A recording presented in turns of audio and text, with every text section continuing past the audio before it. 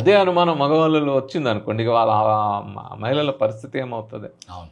ఆ తరువాత మనందరము దాని మీద పెద్ద ఎత్తున చేసిన తర్వాత ఇప్పుడు రాయడం కొంత తగ్గినట్టుంది, మొత్తం తగ్గిందని.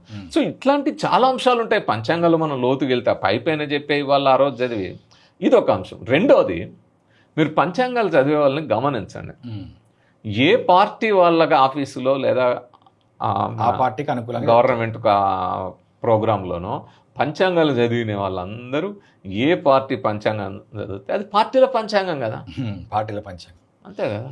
ఇప్పుడు చంద్రబాబు నాయుడికి రాజయోగం ఉందంటాడు, జగన్కి రాజయోగం ఉందంటాడు, పవన్ కళ్యాణ్కి రాజయోగం ఉందంటాడు. మూడు ఆఫీసుల్లో అదే చెప్తారు కదా. తెలంగాణలో ఇప్పుడు కేసీఆర్కి రాజయోగం అనే, రేవంత్ రెడ్డికి రాజయోగం అనే, బండి సంజయ్కి అప్పుడు రాజయోగం, ఇక అందరికీ రాజయోగం అయితే, కిషన్ రెడ్డికి రాజయోగం అయితే ఎంతమంది ముఖ్యమంత్రులు కావాలి ఒక రాష్ట్రానికి? అవును. సో అందరికీ అదే చెప్పిన. ఇప్పుడు వీళ్ళే ముహూర్తాలు పెడతారు.